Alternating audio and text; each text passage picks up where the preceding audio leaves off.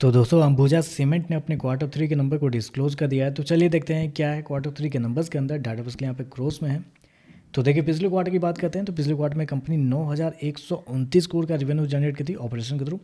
पिछले साल 8,498 करोड़ के आसपास, जबकि अभी देखें तो बढ़ के 10,180 करोड़ आपको जाता हुआ देखने को मिला। तो साल दर साल जाते हैं तो साल दर साल कंपनी के रेवेन्यू के अंदर एक अच्छी खासी तेजी आपको देखने को मिली। लगभग 20% के आसपास का जंप है कंपनी के रेवेन्यू के अंदर। क्वार्टरली बेस पे जाते हैं तो यहाँ पे भी लगभग 11% के आसपास का जंप है। लेकिन बेसिकली सीमेंट सेक्टर है तो नंबर मोस्टली इनके नंबर को आपको साल दर साल ही चेक करना है। तो साल दर साल देखें तो कंपनी के रेवेन्यू के अंदर एक बड़ी तेजी आपको देखने को मिली। 20% के आसपास का जंप आपको देखने को मिला है। हालांकि ये कोई सरप्राइज नहीं है क्योंकि मार्केट का मानना भी था कि इसी के आसपास के रेवेन्यू आपको देखने को मिल सकते हैं। 10,100 करोड़ मार्केट का अनुमान था, 10,180 करोड़ आपको देखने को मिला है। तो आप कह सकते हैं नंबर टोटली इनलाइन आपको देखने को मिला है। खर्चे की बात कर लेते हैं क्योंकि खर्चे पे बहुत ज़्यादा मार्केट को लग रहा था कि इस क्वार्टर में खर्चे बहुत ज़्यादा हो सकते हैं। चलिए खर्चे क्या वो देखते हैं। पिछले क्वार्टर में 8,375 करोड़, पिछले साल 8,373 करोड़, जबकि अभी देखें तो कंपनी खर्चे 9,941 करोड़ आपको जाता हुआ देखने को मिला। तो खर्चे देखें तो खर्चे भी कंपनी के नॉर्मल ही आपको देखने को मिले, लेकिन एक जगह है जहाँ पे कंपनी के थोड़े से एडजस्टमेंट आपको देखने को मिले। पहले प्रॉफिट देख लेते हैं, उसके बाद मैं आपको बताता हूँ।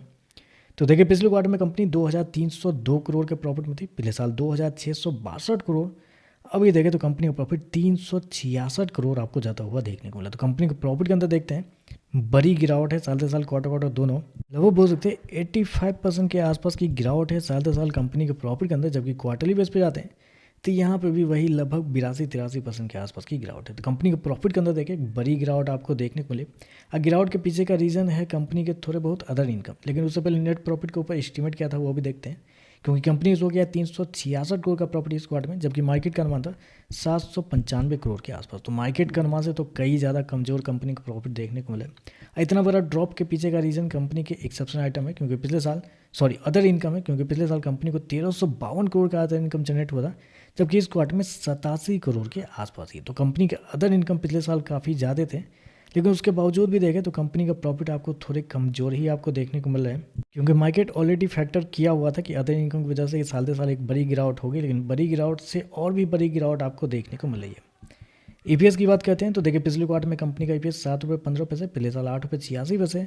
अभी देख तो 82 पैसे का आपको देखने को मिला। तो ओवरऑल देखा जाए तो मुझे पर्सनली ऐसा लग रहा है कि अदानी ग्रुप जो है वो जानबूझ के नहीं चाहती है कि प्रॉफिट दिखाए। मतलब इनकी हर एक कंपनी को देखे तो हर एक कंपनी का प्रॉफिट ऐसे गिरते हुए देखने को मिले जैसे लग रहा है कि कोई चिंदी कंपनी हो। मतलब गजब का ये नंबर आपको देखने को मिल रहा है कि इतनी बुरी तरीके से कंपनी का प्रॉफिट गिरा है। ऐसा नहीं है कि एक बार कंपनी ने ख़राब नंबर दे दिया, अब लगातार 4-5 क्वार्टर अच्छे दे दे। लगातार 4-5 क्वार्टर ख़राब देगी, बीच में एक नंबर अच्छा आ जाएगा आपको। उसी टाइप के परफॉर्मेंस अदानी ग्रुप की तरफ से आपको देखने को मिला है। समझ के बाहर है अदानी ग्रुप प्रॉफिट क्यों नहीं दिखाना चाहती है। बस रिवेन्यू बढ़ाना जानती है, लेकिन प्रॉफिट बढ़ाना अदानी ग्रुप को नहीं आता है। ये तो क्लियर पता चल रहा है इस बार के नंबर्स देखने के बाद। देखते हैं मार्केट कैसी है करता है। वीडियो पसंद आया तो लाइक कीजिएगा, साथ में साथ चैनल को सब्सक्राइब जरूर कीजिएगा।